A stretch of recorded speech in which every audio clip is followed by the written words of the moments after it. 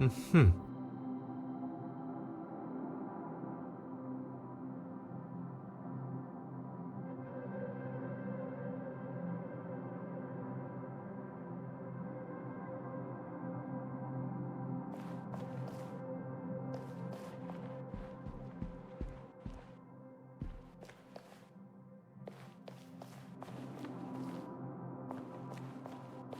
Aha.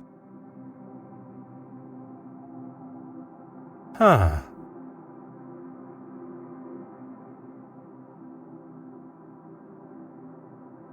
Hmm.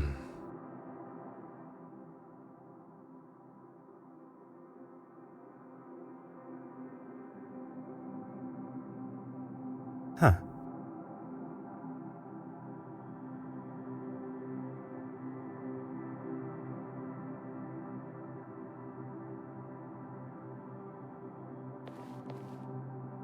Oh. Hmm.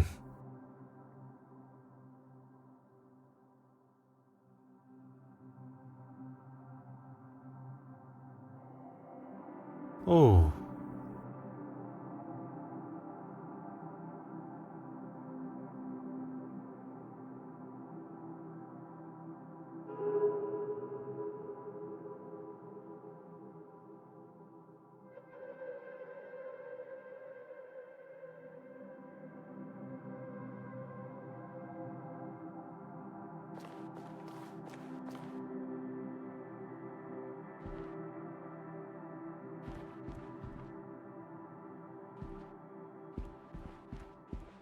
Oh.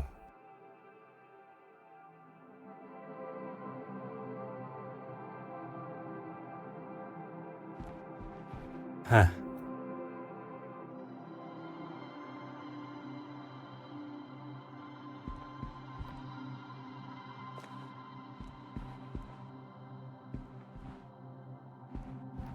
Ah.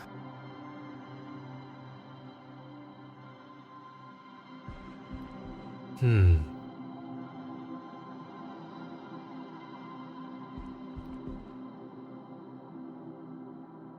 Aha.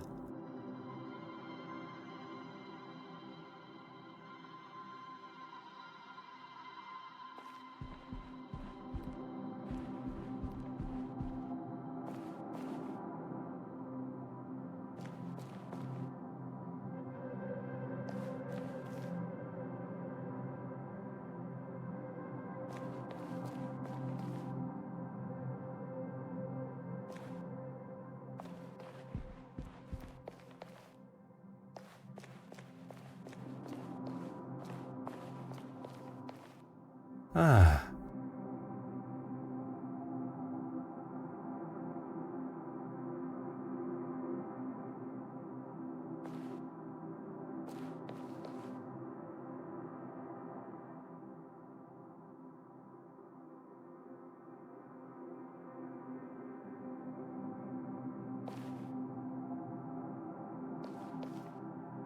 Oh.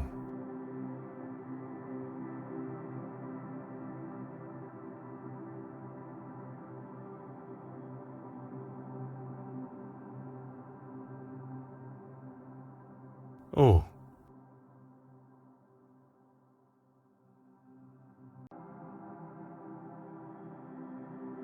Aha.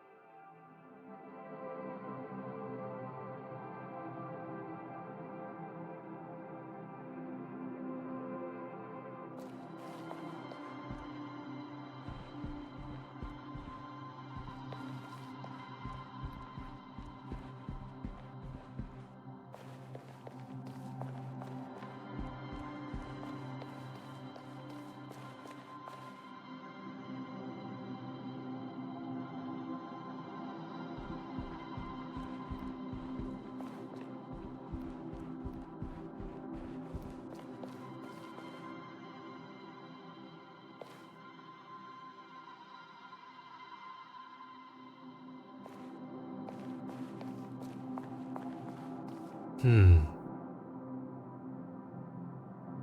Oh.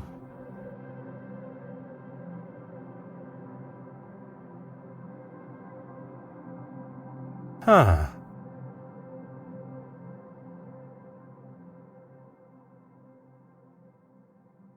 Huh.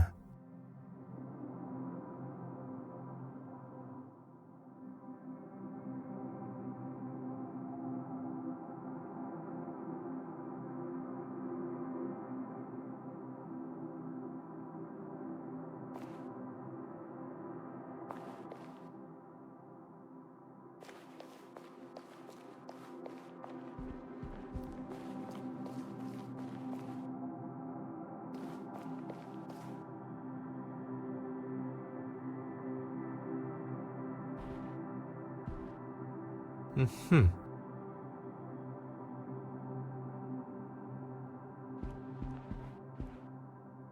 Hmm.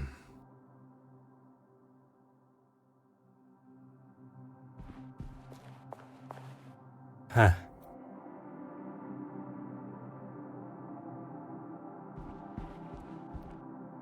Ah.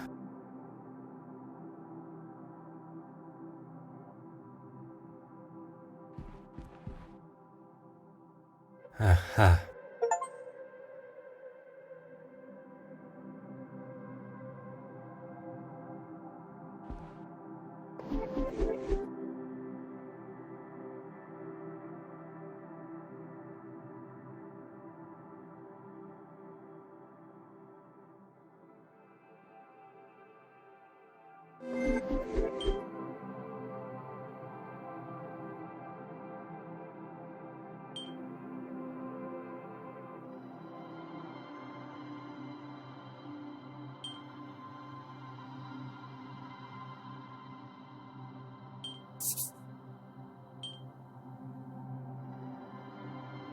Logical thinking shall always prevail.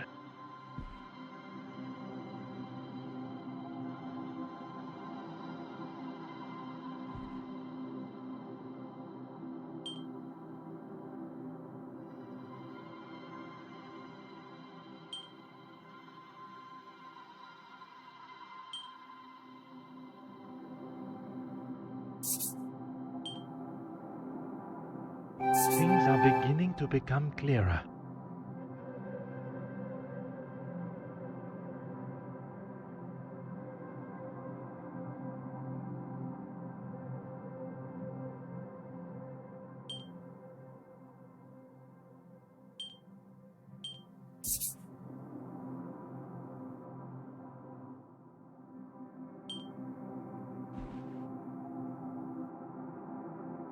Hot on the culprit's heels.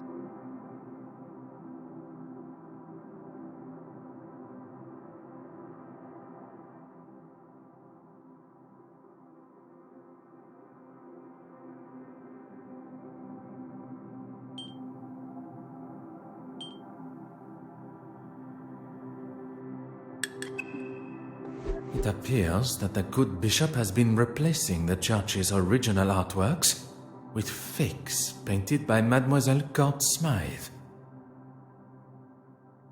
He commissioned her to make these forgeries so that no one would notice when the originals disappeared.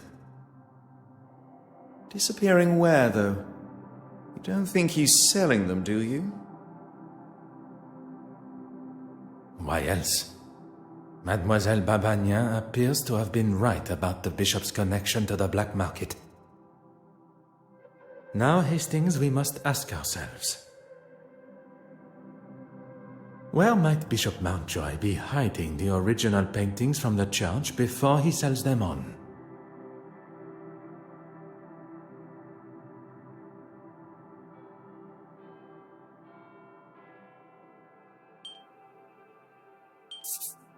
We must gain access to the space behind the confessional.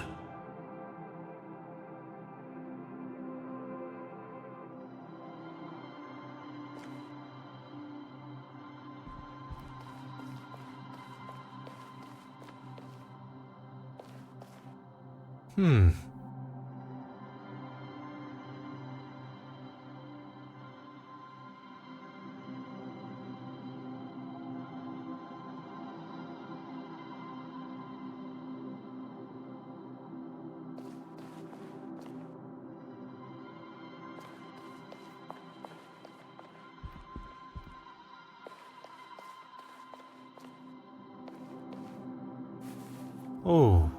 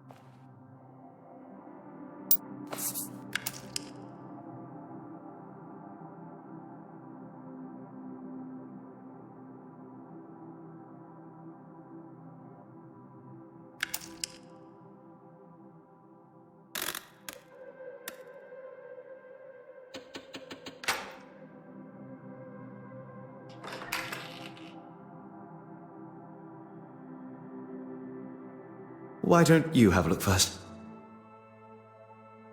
Do not tell me you are afraid of the dark. Not the dark, just pitch black, eerie passages in old churches.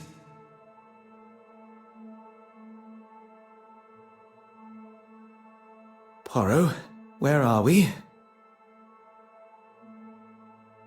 If I am not mistaken, this is part of the secret tunnels that were built hundreds of years ago to sneak those that did not agree with the powers of the country out.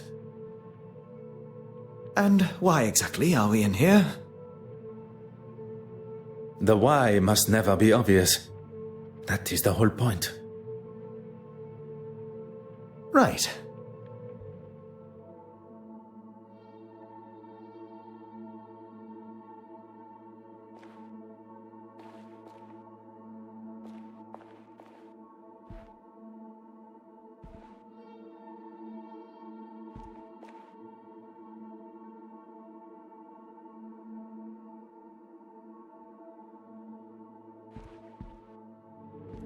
Huh.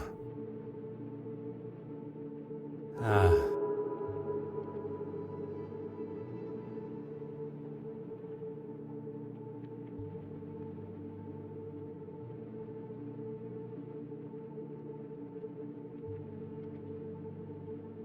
Aha.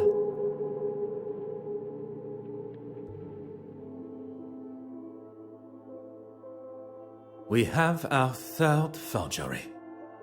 There is evidence of a much more modern painting on the back of the canvas. Thank goodness. Don't know how I would explain finding the original in such a state. Bishop Mountjoy must have discovered the painting that he received from Mademoiselle Courtsmythe was one of her forgeries. And lashed out. Now it makes sense. He's been using this room to store his own private art collection. I can picture him sitting here, smug as anything, surrounded by stolen paintings. What I find most unfortunate is that not only does he deprive the world of beauty and joy from seeing these works, but he also keeps them in such dark and dank conditions, the old fool. He's even having to light his candle clock to keep from drifting off down here. Such a waste, don't you think, Poirot? One's opinions are now worth listening to. I was only voicing my thoughts. You have thoughts beside those of Mademoiselle Farquhar? Really, Poirot? You still think so little of me?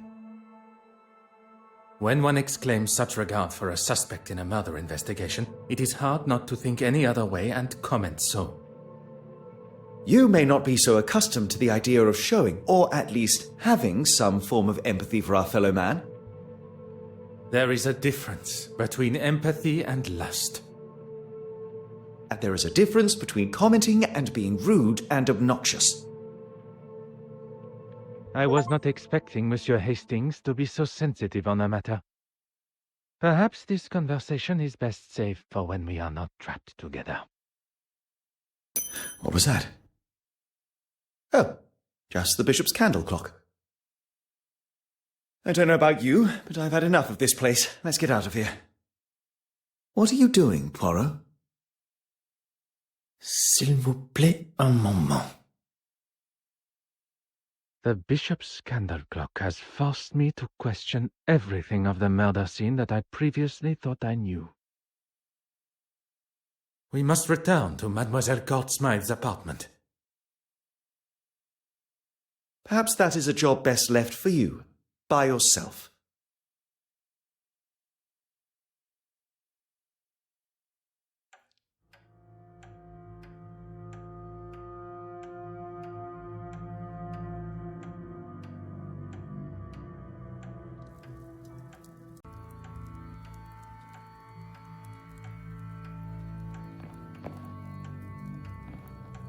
Huh.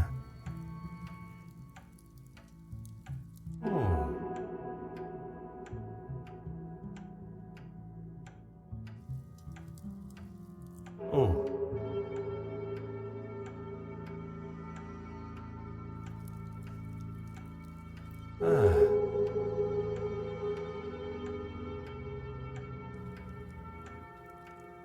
Aha.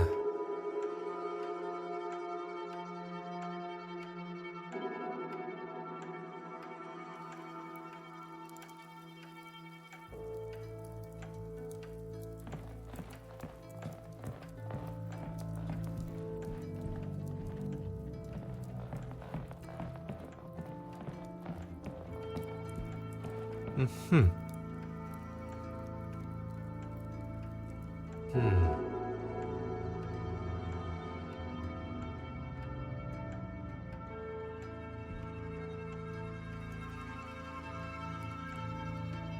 Huh.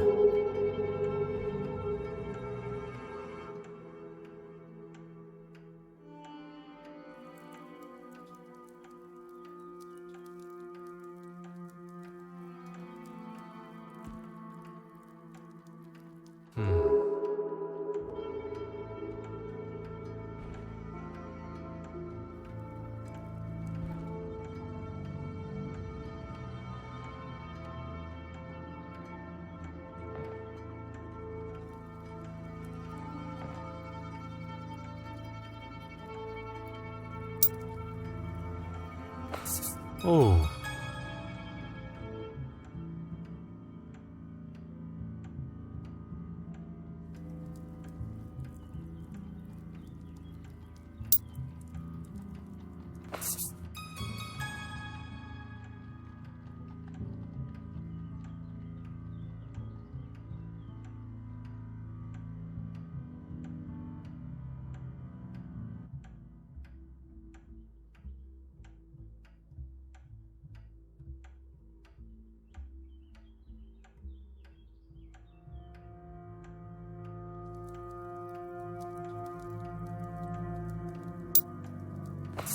Et maintenant?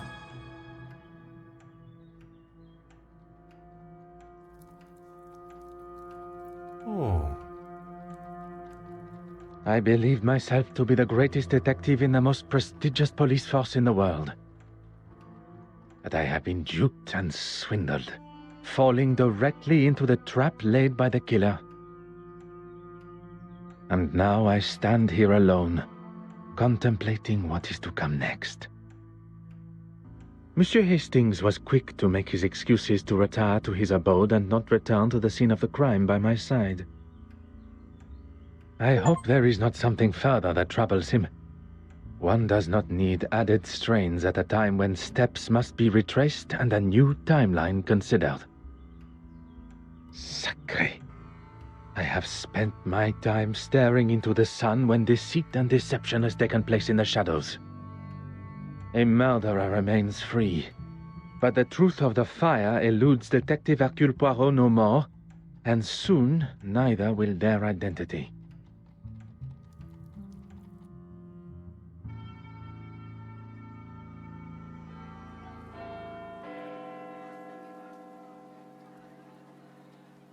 I cannot believe I allowed myself to fall for such a deceptive move. The killer knew I would ask for an alibi, and they knew how to cover their tracks perfectly. Now, though, I have the upper hand. The killer believes that I have extinguished all avenues of my questioning, unaware I know the truth of the fire. I wish Monsieur Hastings were here. I was perhaps too harsh with him. I know of his want for the same as I, the truth. But now I fear that I have lost him to my own tenacious demeanor. Now more than ever do I need my little grey cells working at full capacity. Monsieur Demire and Mademoiselle Babagna. I am glad to say that they both still have alibis, as the show had just reached its second act. I can be sure that neither was involved. Mademoiselle Farquhar. She claims that she was in the dark room developing pictures, and even with this new discovery, her alibi stands. Monsieur Dryden can confirm. Monsieur Christiansen, one of my key suspects, drinking alone except for a brief encounter with Monsieur Demire. But Madame Allen can substantiate his trip to see her at the theater to apologize during the intermission. Which leads us to the good Madame Allen, on stage performing. Innocent. A side note, I must make an effort to see her production. From what I have heard, she sounds quite captivating. The Honorable Bishop Mountjoy. His Compline prayers had not yet begun, but Mademoiselle Warbeck and he were together in what I can only imagine to be an uncomfortable meeting for them both. Her innocence has already been confirmed, although upon learning of how she has been treated, I would not have been surprised. Last but certainly not least, Monsieur Aylesworth, and the article in the newspaper documenting his, as some see, heroic speech amongst the House of Commons is alibi enough for the murder. And where are we left now? Every suspect seemingly as innocent as they were yesterday. But when one looks most innocent, that is when Detective Poirot is most suspicious.